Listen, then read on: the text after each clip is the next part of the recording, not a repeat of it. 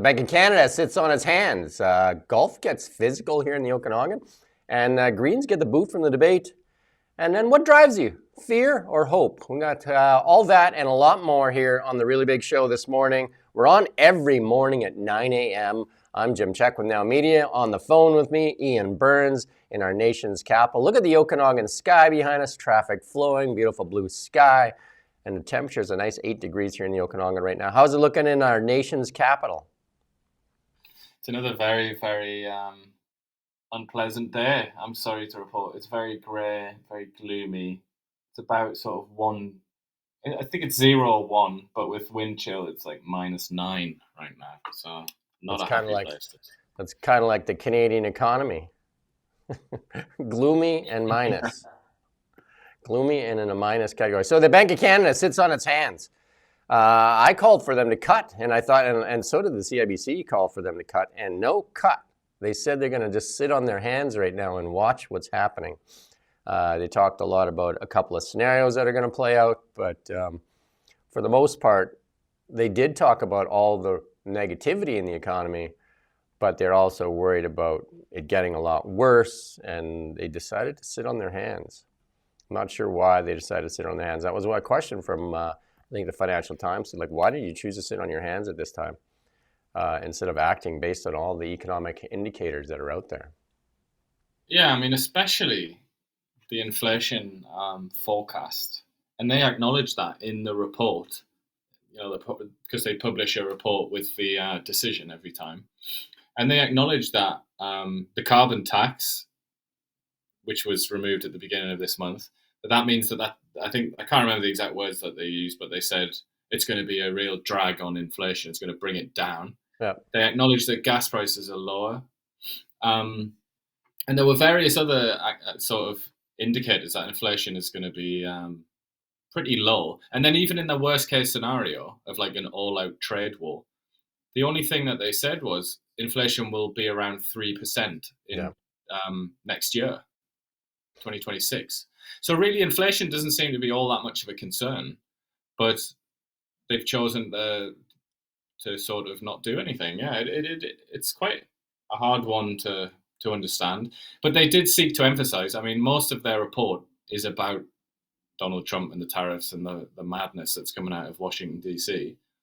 So, they've basically said everything is about that. They blamed the US for everything. But then they almost get a bit defensive at the end, and they say it's not the central bank's responsibility to, get us through a trade war. There's nothing that we could really do about that. And our only responsibility, or primary responsibility, is price stability, so inflation. So, I guess they're thinking about inflation, but then that kind of contradicts their own inflation forecast, which is that it would be quite modest. So I don't really understand why they did this. And the bigger one is that unemployment numbers are looking bad and going to look worse, because they're saying a lot of companies are talking about layoffs, and that's been going on for a while. This is even prior to the Trump tariffs. And disinvestment from Canada, investment fleeing Canada. They talked about that quite a bit. So unless they kind of figure out a way to get investment going in Canada, and a lot of the housing markets in Canada, it's kind of like the tale of two cities going on right now in Canada for real estate. Some markets, like Toronto right now, like the condo market is collapsing. And we're going to show you this graph here right now. If we look at this is the new condo apartment sales in Toronto. I mean, just collapsing to, plummeted 88% below the 10-year average with only 533 units sold, the lowest since 1995. So lots of people, I've been hearing from lots of people that aren't completing sales as well. And I say that numbers, I had a live stream with a realtor here saying that, that number could be as high as 30% of people not completing on, like those pre-builds. Because I'm sure you've seen all those cranes go up there. Cranes are coming down, and that's even here in the Okanagan here. Cranes are coming down for units that are to be sold, but they're not going back up.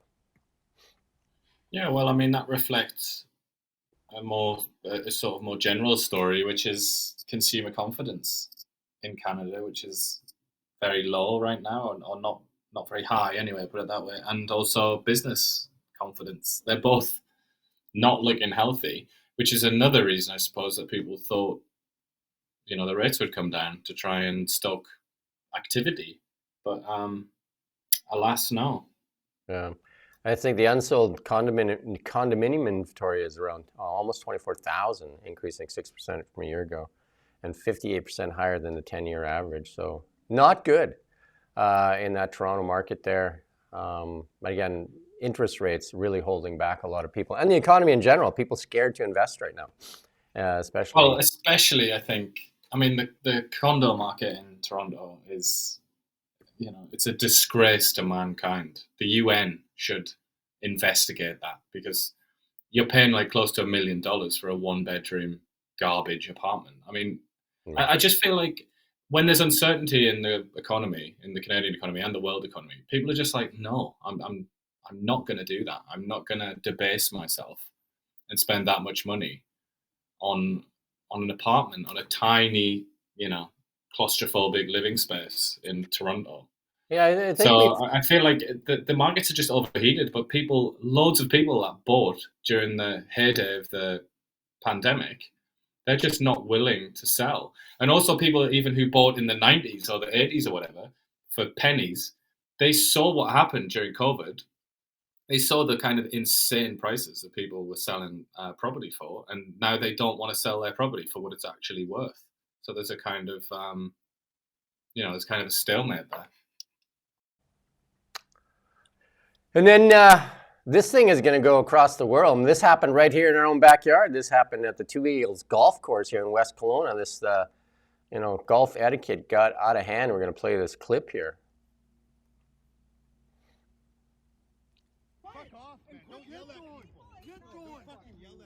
Can you go full screen on that, Rommel?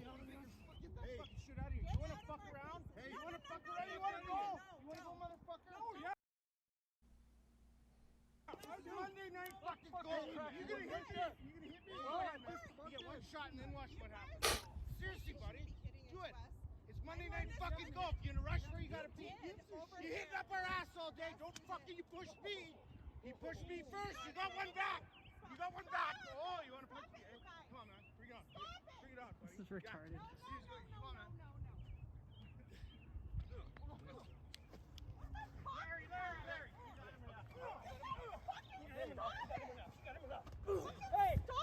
You can step in, Justin. You can. Justin, you can help.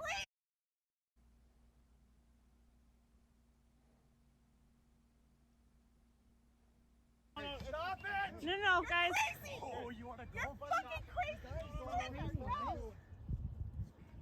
Look at this bitch! There you go.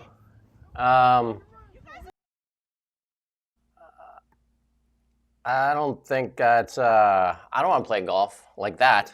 Guy ended up with a broken jaw. The story's on Kelowna Now. The guy ended up with a broken jaw. The police are investigating, RCMP are investigating the whole thing. And I guess this had to do with them trying to play through. So tempers got heated. Well, I mean, that fella that took a beating, the video just kind of goes on and on, doesn't it? And Yeah.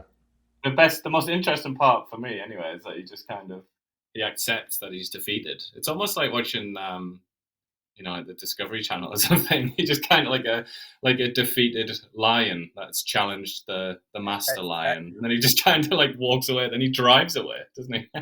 I think like in that he almost got knocked out in that final blow there when he tried to do the backhand, and then that missed, and then that opened him wide open for that other thing. A lot of people that think they can fight shouldn't fight people that know how to fight. Obviously, the guy in the blue shirt was more capable of the fisticuffs than the rest of them. These are all older people. This wasn't a young guy beating up on an old guy.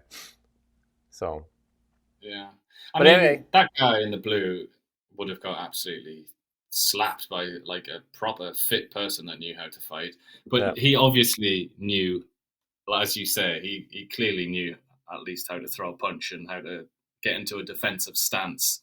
Whereas the other guy didn't. And not only did he not know, but he also didn't believe in himself. As soon as he pushed him, he was like basically trying to back off. And it was like, okay, that's not the right way to go into a fight.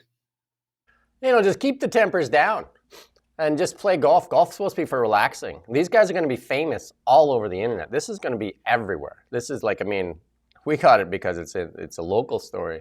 but I can guarantee this thing is going to go everywhere. Yeah, as one of our reporters said last night, I think, Meg, she said it's the most exercise anyone's ever got on a golf course in their lives. So there you go. Lots of people complain that golf isn't enough of a physical contact or contact sport. There you go. But yeah, don't have fights, lads. Come on, be civilized. That's our final word, I think. But I think we've got to this point where instead of just like like maybe like you don't need to get angry at a golf course. Like just relax. You're supposed to go there to relax, not to pick a fight and then start punching each other. Like holy cow, where are we at here? And then that's the generation that's supposed to set the example for the young people. Doesn't look very good. That's the generation that's supposed to be very sensibly voting for Mark Carney. There you go. Look what they're doing. That's not very sensible, is it? No, it's not very sensible at all. Very selfish and angry, if I was to pick a few words for that. There you go. Let's kick it into the election, though. And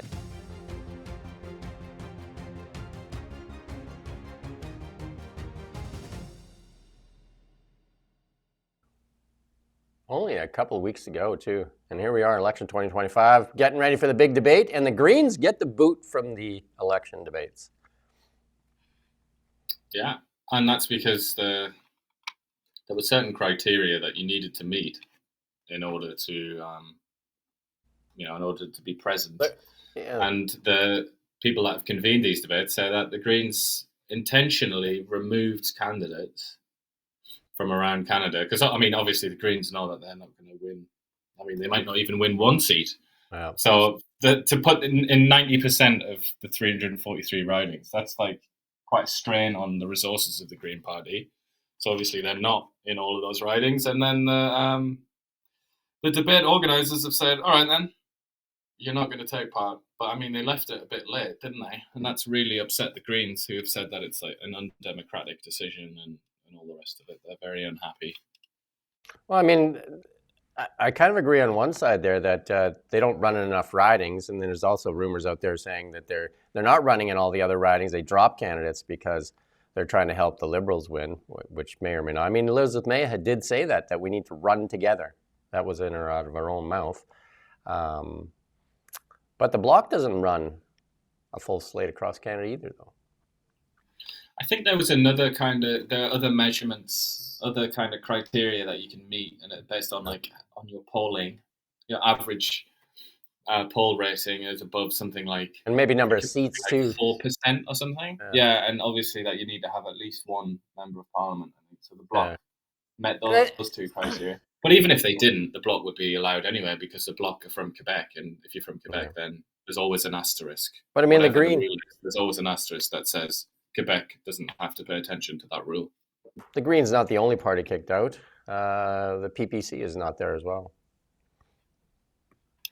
Yeah, well, they don't really meet any of the criteria, the PPC. So, I mean, they're an odd little fringe party. I mean, are they even a party? They're almost like a pressure group, aren't they? I don't really. I'm not surprised that they weren't invited, but I'm not sure what difference this is going to make for the debate. I mean, I imagine that this is bad news for the Conservatives,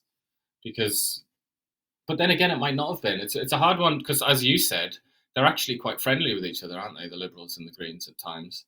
So I feel like the Greens, they might have just done the surreal thing, which we're going to see. We're going to see this in the debate, I reckon, where Jagmeet Singh, who desperately needs to get his voters back from the Liberal Party, I imagine Jagmeet Singh is still going to attack the Tories because that's just in his DNA, isn't it? So I feel like maybe the Greens would have done that as well, laid into the Tories, which is like the forever enemy that must be completely destroyed.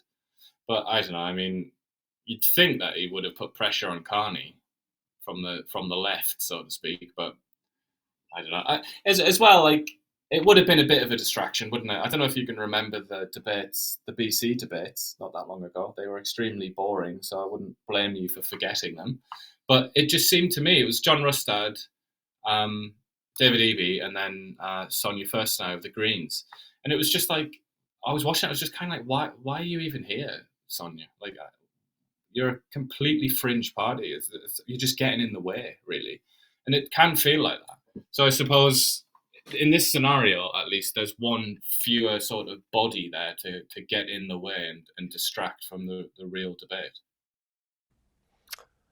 Pierre Poilievre says he sees CBC as a local nonprofit. This is a Hollywood Blacklock story there. So he confirmed Conservatives will defund the English portion language services if elected in April 28th. He's not doing away with the CBC. That's where people kind of get it wrong. He says he will defund the Crown broadcaster and said they need to rely on their own advertising income, subscription fees, and viewer donations, kind of like PBS back in the day. He said he's going to defund the English-speaking portion of the CBC and let Canadians enjoy it as a not-profit, self-funded organization. And that's what he said all along. He said that the government funding will end for the English-speaking portion of the CBC. The network currently is about $1.4 billion of a parliamentary grant, and said that that's not enough. And Mark Carney promised them more. Catherine Tate last December told the CBC could use millions more, and that's what Pascal St. Onge said. Well, hey, we can do better now. We can double your budget. As she was walking out the door with Justin Trudeau. I've done stories and interviews with Holly Doan, and she said, if we don't repeal, Bill C-18, we're going to have really just state-funded media, and basically a federal arm of the government will be what our media landscape will look like. We've done so much on Bill C-18. Bill C-18 needs to be repealed, and media needs to be able to operate freely without government interference. That's my opinion on it. Without the CBC, not on CBC. I think CBC is a public broadcaster, but I'm just saying media in general needs to be not interfered with by the government. Media should be left to its to innovate, do whatever it can to survive, and not be begging for crumbs from the government. The CBC is a different beast altogether. CBC is a public broadcaster, and whether that funding, I think if the funding is to continue for CBC, it needs to be done by a nonpartisan group, not by one party. Like, we can't have one party saying we're going to fund CBC and one party saying they're going to defund CBC. CBC should not be at the change in government.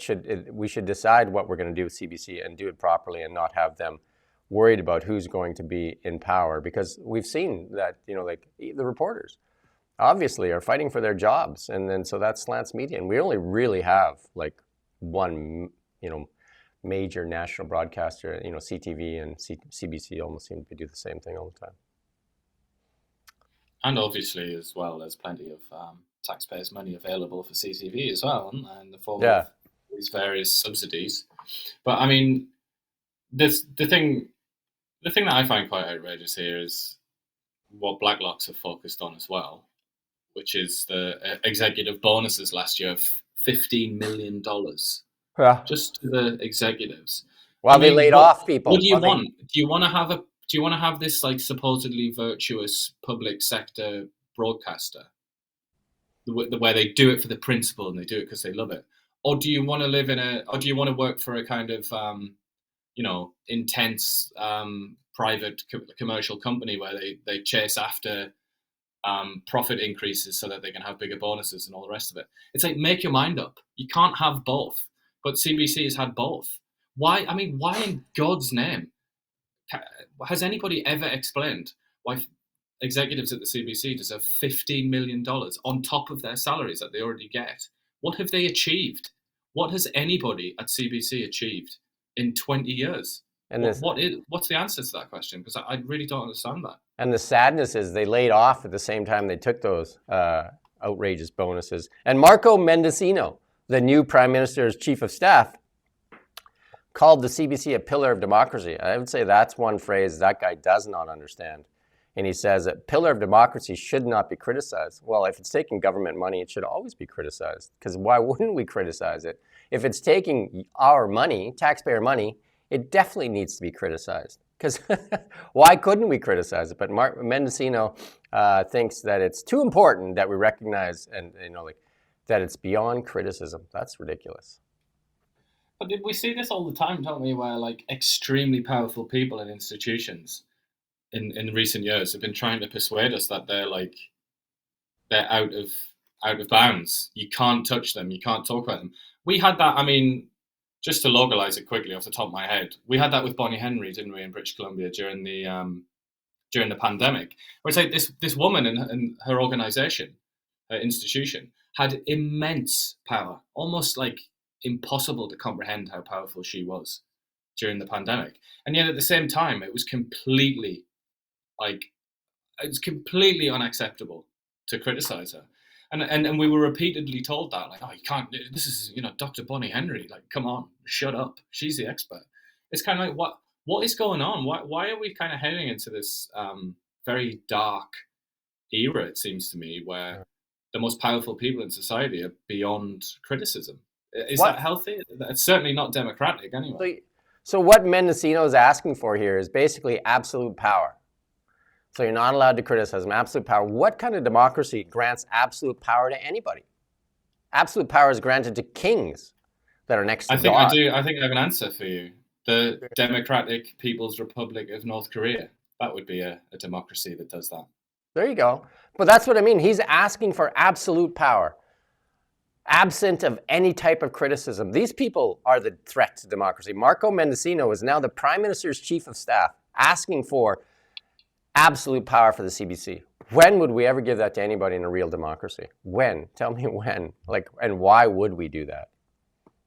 It's completely bananas. Yeah, it's completely nuts. And there's always some sort of crisis to justify it. But as we've mentioned before, back in the day, when democracies were a little bit healthier, like, for example, during the Second World War, Winston Churchill in Britain there was criticised by many people. He was open to criticism, despite the reality at that time, as they understood it, the British people, that they might be extinguished as a nation within months. Even while that was happening, they still had space to criticize the leader of the country. And I just think that's a democracy. That's what a democracy looks like. Yeah. Not this, where we're not really in a crisis that even comes close to what the British were in 1940. And yet we're being told repeatedly that we just can't criticize certain people and certain institutions. I mean, it really surprised me when Prime Minister Carney appointed Mendocino, because he was basically booted out of Trudeau's government for like abuse of power and privilege and caught lying several times. And here he is, Chief of Staff. Mendacious Mendocino, you might say, if you are into your alliteration. There you go. And then this hour is 22 minutes. Poke some fun at Mark Carney. We're going to play this clip here. Let's go. Let's go. Oh, Mr. Prime Minister. All right. Excellent. Mike Myers. But you live in the States. You don't live in Canada. Well, neither do you until recently. Touché. That's French for something. I don't do French. Do you remember Mr. Dressup? The children's show on CBC? Yeah, way. Bud the... Spud. These are some pretty old references. How long have you been out of Canada? Doesn't matter. Who sang Snowbird? Anne Murray. Swing! So you have, like, no current references at all? This Indigenous songwriter co-wrote Up Where We Belong. Buffy St. Marie? Wow, you really have been out of the country a long time. Mr. Prime Minister, can I ask you a question? Is it about my blind trust? No. Then fire away. Do you know who Drake is? Duh. The wheelchair guy from Degrassi. How many territories are there? 2. Yukon and the Northwest Territories. A Nunavut? None of what? It's a territory created in 1999. No way. Way? But you knew that, right? Pass. Mr. Prime Minister, will there always be a Canada? There will always be a Canada. And will you stay on as party leader if you lose the election? Let's watch the game. Elbows up. All right, elbows up. Good hustle. Come on, let's go. Good puck passing. Puck passing.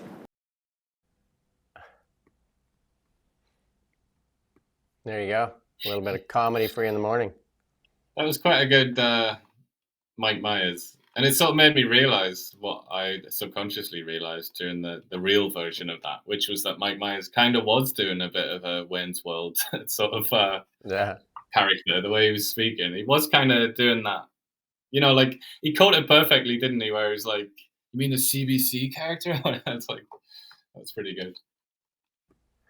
There you go. And Holly Doan, this is a tweet that she put out. Carney has steadfastly avoided public contact with the Canadian Jewish community, the fourth largest in the world. So, Israeli Prime Minister Benjamin Netanyahu scolded Carney on X just a while ago. And it seems to be avoiding his comment. And then he had that one misstep there, too, which he says he didn't hear, which, like most people clearly heard it when somebody shouted out about the genocide going on in Gaza. And he said, I can't remember the exact words he said, "I hear you," or "I know," or something like that. Yeah, I think he said "I know," and that's why we've got an arms embargo. Correct. Yeah, that's what it was. But then afterwards, he said, "Oh, I didn't hear that thing. Oh, my lord, I didn't hear any such thing. I just heard the word Gaza." It's like, I didn't hear the word Gaza. He said Palestine, not Gaza. So why did he say "I know"? That's why we have an arms embargo. Do you know what I mean? It was a funny one, but that kind of highlights a problem with the Liberal Party because, it is not a coincidence that the person that lives down the street from me replaced their lawn sign that said "Stop the genocide in Gaza" with an "Elect the Liberal Party" placard. I mean, that's not a coincidence, obviously, that the Liberal Party has, as part of their constituency, a lot of people who are very anti-Israel or pro-Palestine, however you want to look at it. And they've had some trouble with that recently, as we're all aware. I mean, Melanie Joly not long ago was accosted by some hooligan in the street about Palestine, about Gaza, whatever. It's happening quite a lot, and it's happening in the Democratic Party in the US, the Labour Party in England. It's happening all over the place, where the party elites are generally have an official line, which is to be quite sort of friendly to Israel, sort of just about anyway, or like decent towards Israel.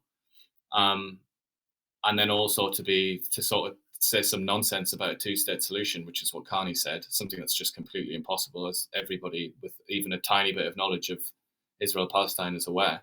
But they're in this position where they have to appeal really to two different groups, and they try, and they often don't succeed. And this is Carney straight away walked right into the trap, didn't he? And now he's had his first encounter with that. But it won't be the last. I think he's going to have many, many more trip ups on this particular issue.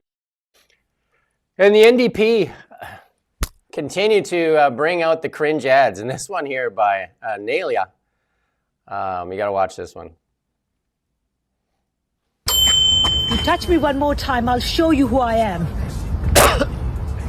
I'm your NDP candidate for Don Valley North, who is going to be your voice, your family's voice, and your future, and I'm going to work for you here in Don Valley North. You got to get that anger out there, right? Maybe she should be working. She should be the golf marshal. If she doesn't win if she doesn't win her riding, she could probably apply to be a golf marshal. Is that not the riding that's had all the trouble with a liberal Chinese fella who was, who had to step down? I believe it might be. But I've seen a few of these now. This, it seems like anger is how they fire up their base, and we're going to talk about that because this election really seems to be hinged on, especially for the Liberals, all about one topic, and it's about fear. And there's a lot of people accusing, even the Toronto Sun had this piece out here say, CBC reporter traveled to the White House there and asked the question, is Donald Trump still want Canada to be the 51st state to get it back in the news, they accuse her of. That's the next slide there, Rommel. We're not going to play the clip because it's seen it so many times. But that was brought back out because it seems like the Liberal campaign seems to be running on fear. I also interviewed a Liberal candidate yesterday, and they said the number one issue is the fear of Trump. But I think they're making it the fear of Trump. Well, I mean, I don't know. I think you have to have a willing electorate. You can't just tell the electorate what to prioritize. And I think there obviously is a large chunk of people in Canada that for whom that is the number one issue. I mean, we're gonna talk about it next, aren't we? The difference between conservative and liberal leaning voters. But it's definitely true, and I think it does seem to be the older demographic. So that would sort of explain why the CBC is barking up that tree, because I imagine that their viewership is a hell of a lot older than. I think their viewership is definitely in on that as well, and they're playing into that as well. And then we do have this other tweet here. It says 3/4 of the conservative votes said their emotion guiding them is primarily hope for a better future, to raise a family. But in contrast, 6 in 10 liberals say they're motivated primarily by fear of what future holds for Canada.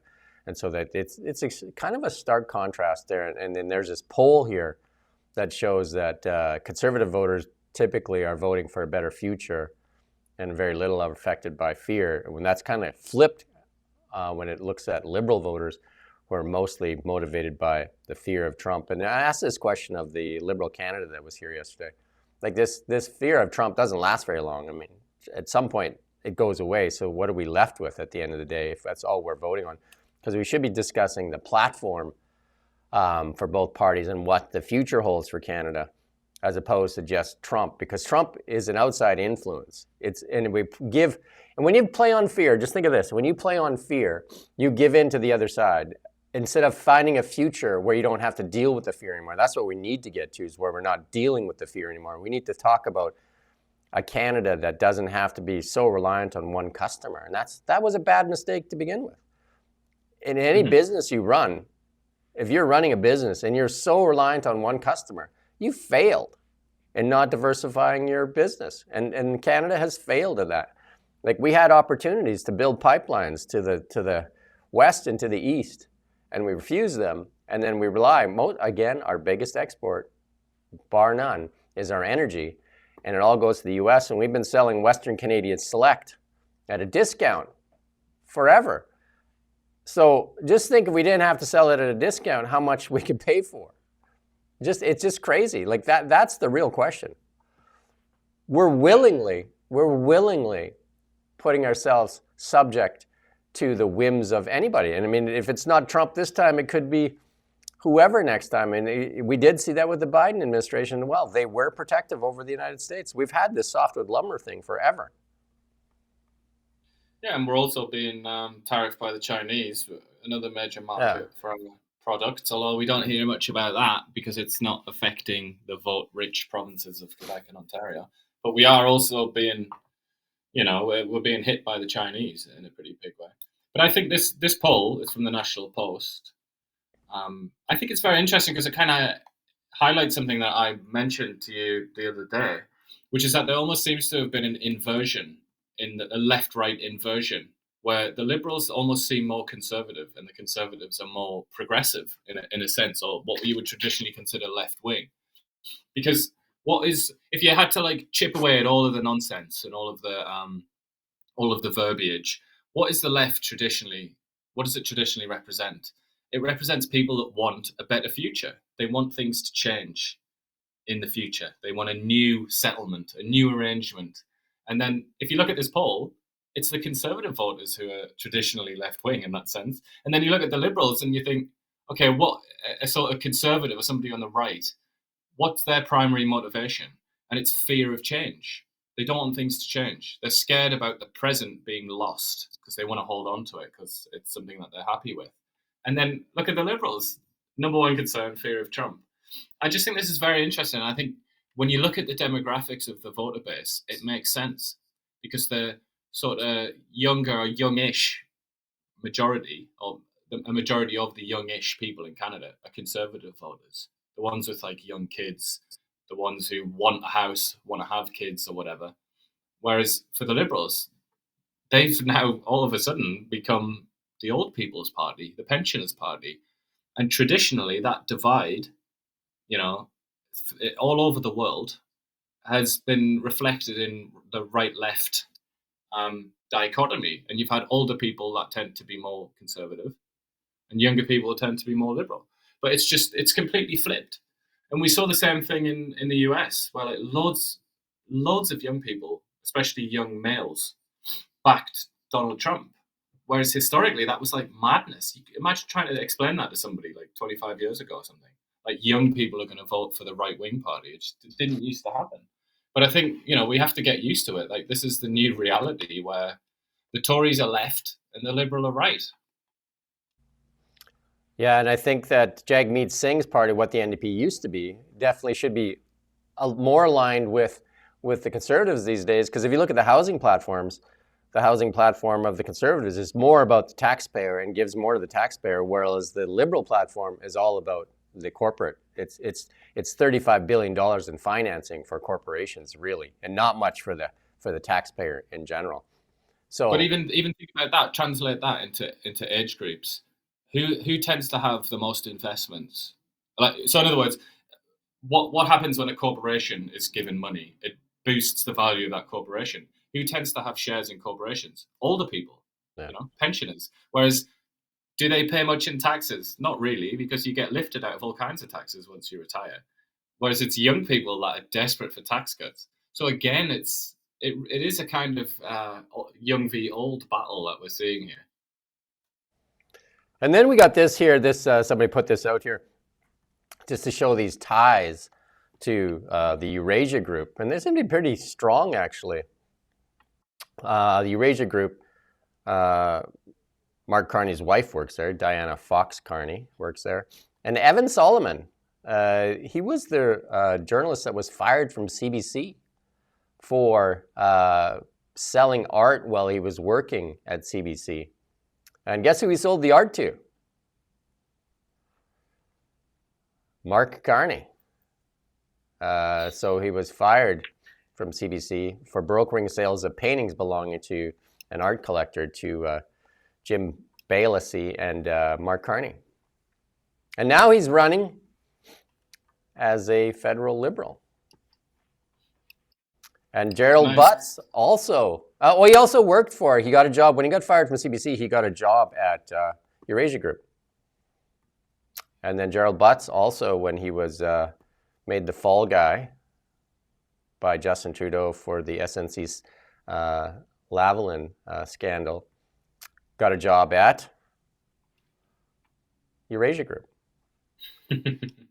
And now, they're all the chickens are back. Hey, Gerald Butts is running Carney's campaign. Evan Solomon is running as a candidate. And Diana Fox Carney is walking through the forest with Mark. That's why it's a good idea to have friends, isn't it? That's the value of friends and networks. And they're selling paintings. Like, who doesn't want to buy painting? Like art. We saw that in the United States, didn't we? With Hunter Biden, he was an art dealer as well. Yeah, the great thing about art is that its value is entirely subjective.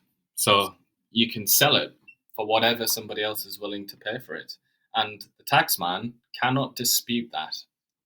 Yeah, no, art is a great way to transfer money between people. It is one of the best ways to do it. Like, I think Hunter Biden was selling his paintings for astronomical amounts of money when his father was in power. And he can't sell them now, though. Yeah, I mean, I think, whatever this is in the Canadian space, we will reserve our judgment. But in the United States with Hunter Biden, there is absolutely no question that was enormous levels of corruption, completely brazen, dirty, filthy corruption. And also, like, the money he was getting to advise a Ukrainian oil company, like, as if he knew the first thing about oil or the first thing about anything on this earth. But yeah, there you go. I mean, so that's how they do corruption in the United States. Here's the positive lesson in all this, I guess. No matter what you do, your network will always take care of you. How's that? Yeah, and this kind of thing there's many examples of this throughout history, that, your team will have your back. And this is kind of, it's fundamentally undemocratic, isn't it? Anti-democratic, I would say. It's an attempt to create this kind of network of cronies and, like a nepotistic network to look after your tribe, basically. And so Mark Carney basically undermines the idea of our democracy. you could look at it and you say Mark Carney is actually very generous, and he's wiped away the slate for all these people. So you have a disgraced journalist that he was involved with, actually played a role in getting him disgraced by being part of that art deal. He's now running as a Liberal candidate. Nobody seems to want to talk about it. And then Gerald Butts, who was the disgraced person in the SNC Lavalin case, he's back front and center. And there you go. And they all got jobs in the meantime. They got to be their time out with the Eurasia Group at the same time. I don't know who the other guy is in that picture there, but it's the bench, isn't it? When you're off the field, you get to sit on the bench at the Eurasia Group. And you're taken care of while you're back in. Yeah. So like you just have to wait long enough, I guess. So there you go. A China Daily editorial said that tells the U.S. stop whining and recognize that it's living beyond its means. America needs to stop whining and recognize they've been living beyond their means for decades, that Chinese Communist Party's media mouthpiece said in an editorial. There you go. I mean, there's undoubtedly truth to that, isn't there? I mean, the Americans are fortunate that they get to export their inflation to other nations because of the U.S. dollar. The U.S. dollar is the currency of exchange in the world. And with that power comes the ability to export your inflation to other parts of the world. But they also, because they came in, decided finally, or were forced finally to come into the Second World War later than the main players of that war. Ever since they did that and, steamrolled the world with their navy and military, they've also really sort of, at least in the sort of free world, as we call it, the capitalist world, they've controlled all of the international institutions, and they've written every single rule to benefit themselves. I mean, this is why, when Trump first dropped this nonsense, I couldn't get over how brazen he was to come out and say this. The whole global system is built by America for America. And yet people like Trump and J.D. Vance come out and complain about it. It's just completely hilarious. I mean, it's so stupid what they're doing that I find myself agreeing with the Chinese Communist Party. Not something that I do very often, but they're completely right here. They are living way beyond their means, the Americans. But I would also say, sadly, so are we. We are really living beyond our means too. The amount of debt that we have in Canada is just sickening. It's just ridiculous. On top of which, of course, we rely on the United States for defense. So we have quite a huge chunk of our budget that we can spend on other things because we don't have a military. Yeah, there's a couple of Chinese viral ads going out there, like direct from their suppliers, saying like, I don't want to name the brands. Why are you buying from these big famous brands? We sell it to them for like $5 and they sell it to you for $100. Why don't you cut out the middleman, come direct? Yeah.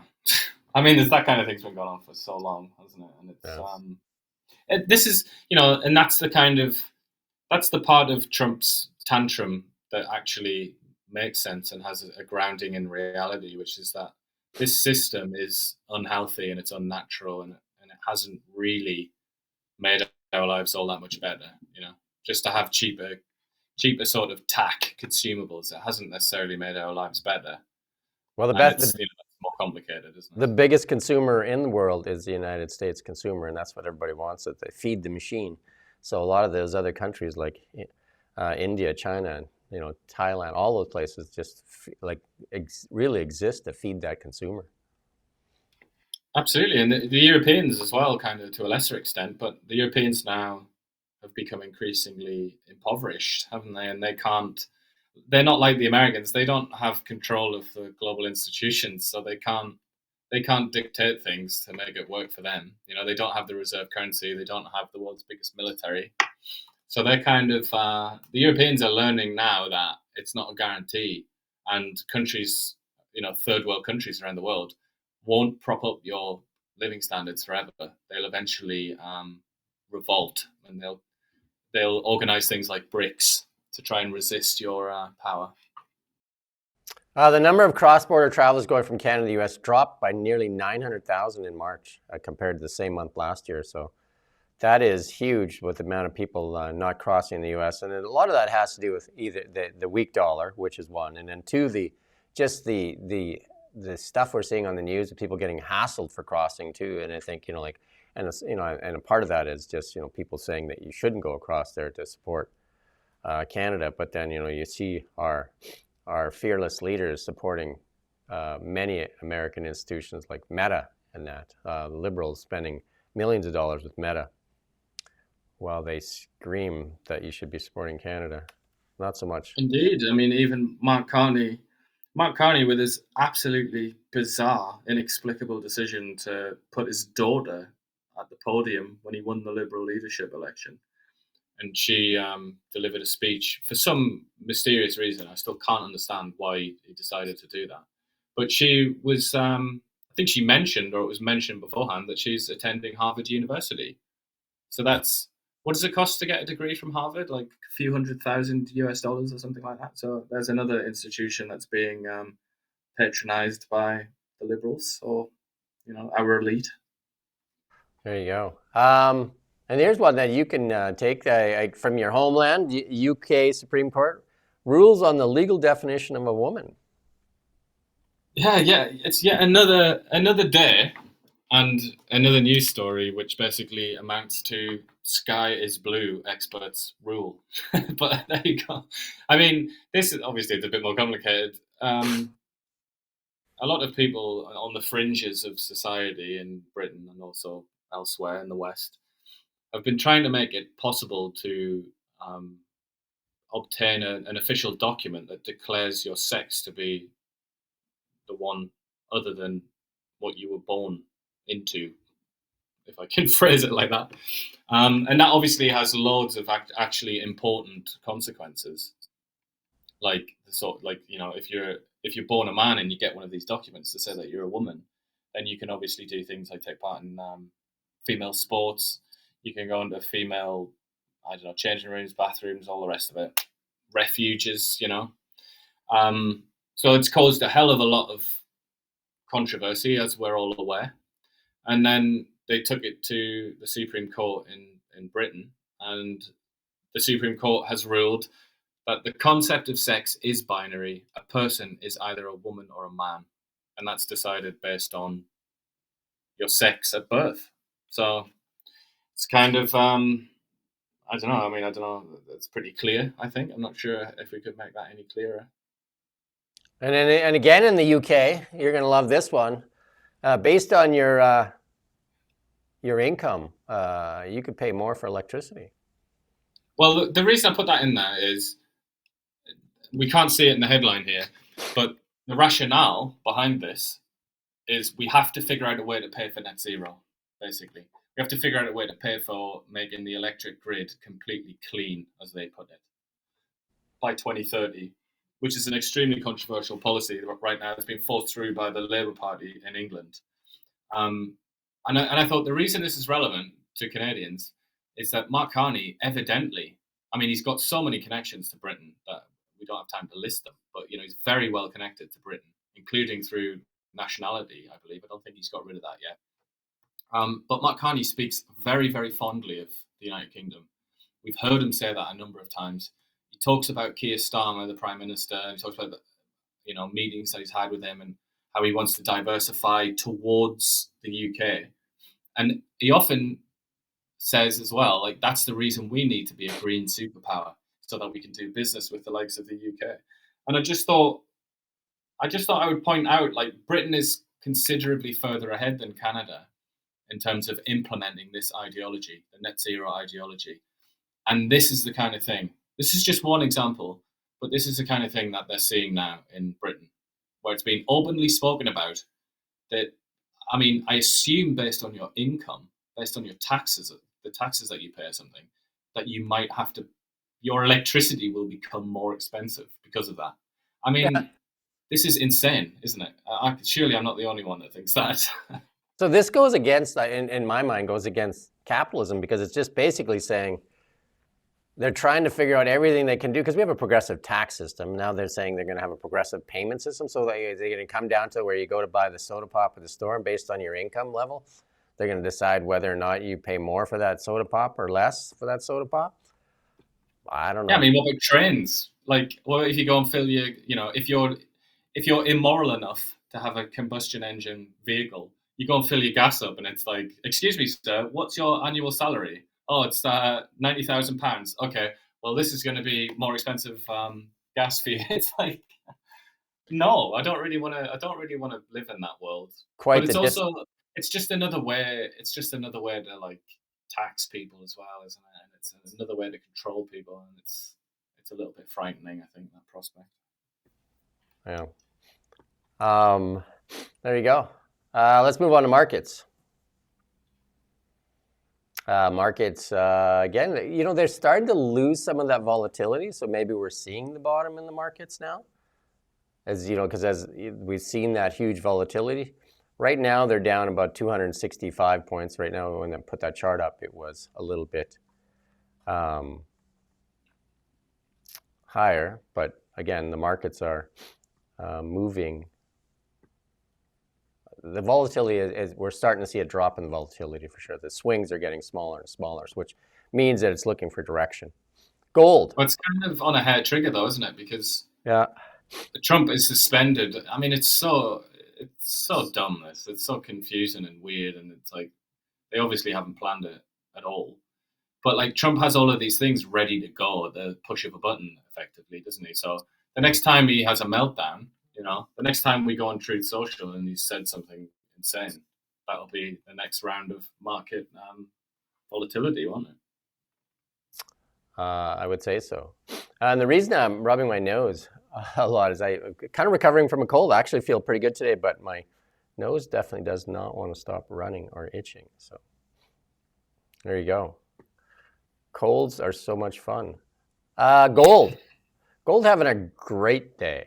Another great day for gold. And it looks like, it just wants to go up huge this morning, up $95. And this is a lot to do with the geopolitical stuff that's going on and the weakness as well in the the US dollar. So the weaker US dollar obviously driving gold higher. And the weakness in that US dollar is all that Trump turmoil, trade turmoil. And even Trump's getting some pushback. I've seen it in the polls. Like people are starting to say they've had enough. So hopefully that'll be enough for him to rethink his his erratic behaviors. That's a nice. Is that a nice way of saying it? Erratic behavior. It's a very generous way of saying it. But the clock is counting down. And it's going to feel like it's happening very fast in the White House to the midterms. And as things stand, exactly at midterms, they don't care that the Democrats are in disarray. They don't care that the Democrats don't have anything to offer.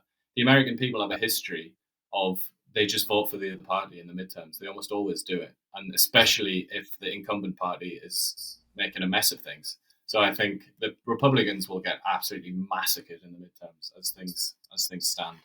Yeah, I mean, he's going to have to figure out how he needs to stop this erratic behavior and start to put some calmness back into people's lives if he expects to hang on to, the House and the Senate as well in the midterms. So also, certainly if he expects to have the Republican Party win the next presidential election as well, he's going to have to behave himself, isn't he? So gold, you and I've been, ever since we started doing this, and a lot of people have asked, why do you do gold? We think gold is very important. And gold is definitely the canary in the gold mine, and gold is signaling exactly what it's supposed to do. Look at gold. Just take a look. That's a year chart there. Look at what gold's telling us, that the global situation is not very stable. Gold is your hedge against instability. So there you go. Especially since Donald Trump was elected. I've been a fan of gold since the first, what was that first Iraq war called? The Gulf War. The Gulf War. Didn't they call it Operation... Desert Storm. Operation Iraqi Liberation or something, that oil or something. That was the second one, Operation Iraqi Freedom. Desert Storm was the first one in 1991. That's when I first started buying gold, and that was around $250 an ounce at that time. In Canadian dollars today, 46.14. I didn't think I'd see that day. Look at that, 46.14 for a chunk of gold. Our Canadian government has zero reserves in gold. But guess what we do? Most of our reserves are in the USD. There you go. Crypto. The crypto space, This looks like it wants to go up. Like gold and crypto have been kind of like changing places for a bit here. And this is the year chart. Like gold had that big run up in the November election there. And then since then, it's kind of banged on the door at the $110,000 mark a couple of times, and then kind of fallen off, kind of filled that gap. This Lux stocks, which I would consider Bitcoin like a stock, it's tried to fill that gap, and it's kind of forming a base here for its next move. So watch Bitcoin, watch the Bitcoin. Canadian dollar.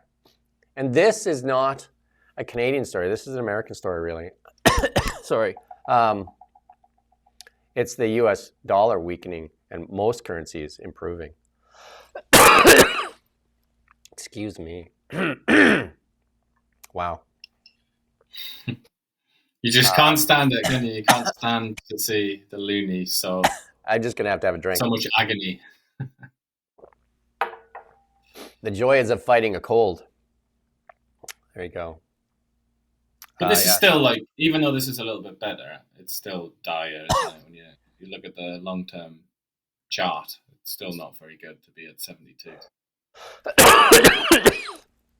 Excuse me, I am really sorry. Yeah.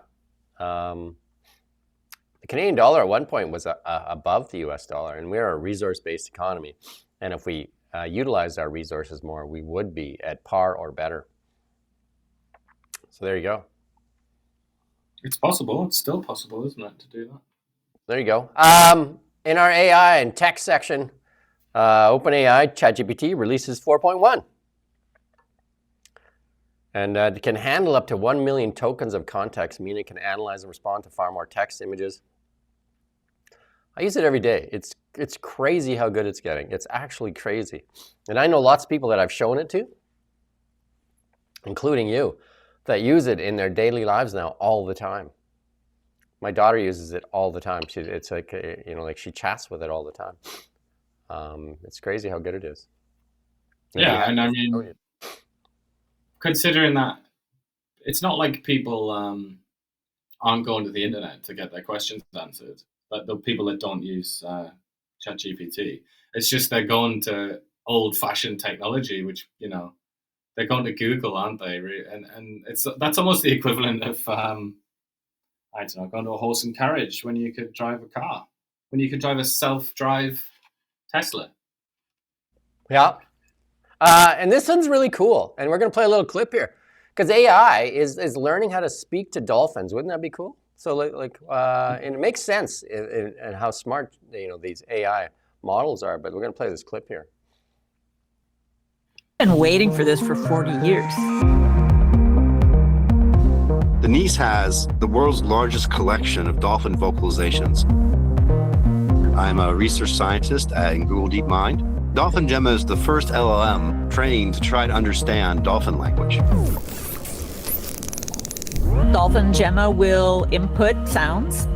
Once a dolphin starts doing a vocalization like a whistle, it can try to complete the end of it. When you're doing a Google search, right, it's finishing your sentence, right? Dolphin Gemma has Denise's data and sort of encapsulates a lot of the knowledge and experience she has in it. But it's also small enough we can train it with more data as we get it. We can actually keep on fine-tuning the model as we go and hopefully get better and better understanding of what the dolphins are producing. We do not know if animals have words. Dolphins can recognize themselves in the mirrors. They use tools, so they're smart, but language is still the last barrier. So feeding dolphin sounds into an AI model like Dolphin Gemma will give us a really good look at if there are patterns, subtleties that humans can't pick out. If dolphins have language, then they probably also have culture.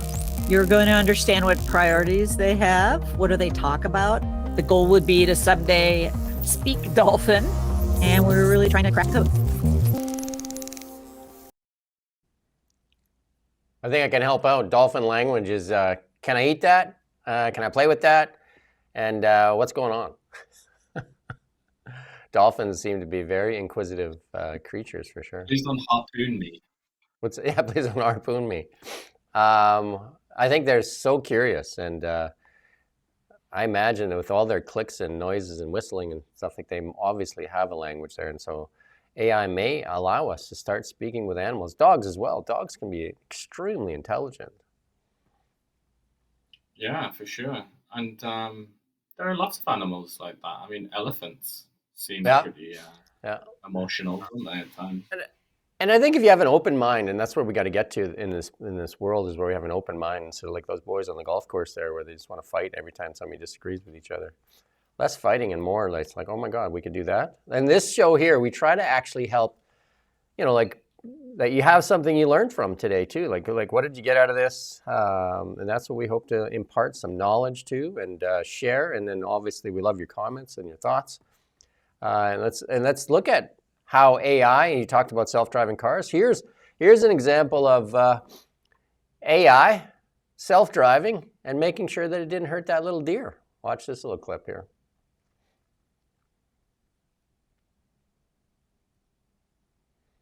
There was the deer there, and it swerved around the deer, went right into the ditch there, and missed the deer. Better than most drivers would have done.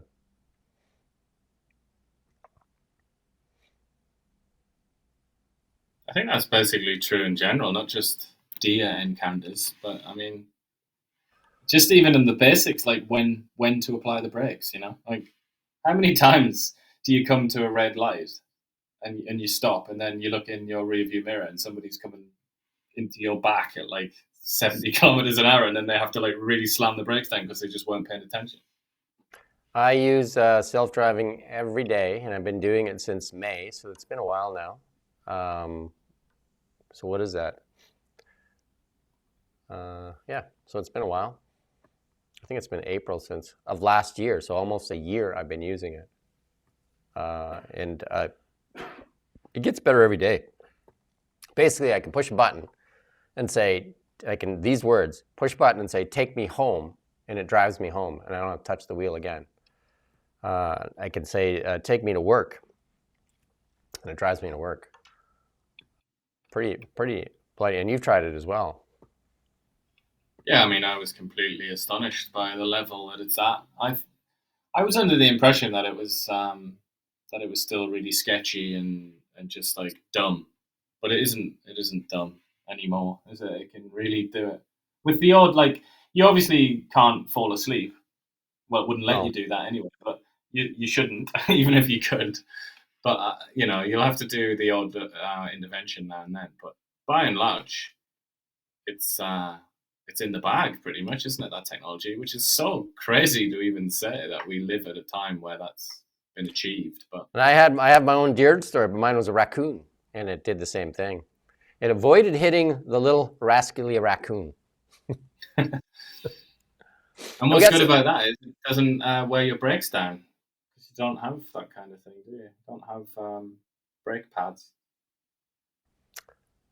And we got some memes for you. These are all in fun, so don't lose your mind. These are just fun. There's the old gravy boat. And I mean, I find it quite funny, the idea that Mark Carney could have any gravy that Xi Jinping would want. I think it's probably the other way around. And then our next one, 3 prominent Americans have endorsed Mark Carney. And the reason this came out, like, what's his name? The singer there just came out with an endorsement. Neil Young. Neil Young. What's his name? The greatest Canadian songwriter of all time. Well, there you go. But he doesn't spend much time in Canada, does he? I'm a bigger fan of English music for sure. My favorite musicians, we've said this before, Beatles, Elton John, Mick and the Boys, that's my kind of deal. And then the last one here, and this one's against all the parties, I guess, this meme here, but homelessness is getting worse, but advocate says it's all but forgotten in the election. Yeah, because they don't really talk about it, right? All they're talking about is, it seems like sometimes, is Trump. We should be everything. Absolutely, it's not just homelessness that's been sidelined. It's everything. Can you remember all the topics of conversation before Trump turned up and decided to wreck Canadian politics? It was quite a diverse priority. Hopefully the debate isn't all about Trump. Like, hopefully they say, okay, here's 5 minutes to talk about Trump, and then that's it. Like, talk about something else, because like if that's it, we're not going to get anything other than like who's going to fearmonger more. Because that's ridiculous, right? Yeah, and who's going to grandstand and try to look like the tough guy the most? I mean, the reality is that this election was destined to be about really one thing, and that was living standards, wasn't it? Cost of living, however you want to, whatever angle you want to. We should run a pool if anybody wants to play. We can run a pool how many times the word Trump is used and who uses it the most. How's that? We should do a poll on Kelowna now and see who is. Well, they're going to be directed by the debate moderators, aren't they? The moderators. No, but I'm just like, whatever candidate uses the word Trump, how many times they use the word Trump in their whatever their rebuttals and their answers.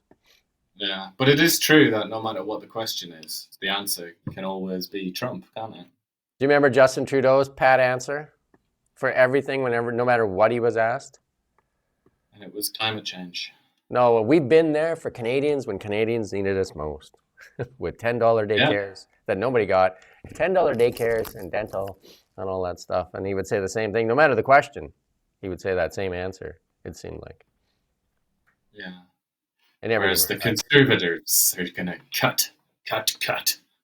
Again, we thank you for being here, and we'll be back tomorrow morning at 9 o'clock. We try to do about an hour. We're pretty close today. We're like a little hour and probably like 4 or 5 minutes, but we do thank you for watching. We ask that you share it and comment as much as you can, and try not to be the guys on the golf course. Try to be more understanding to different people's points of views. How's that?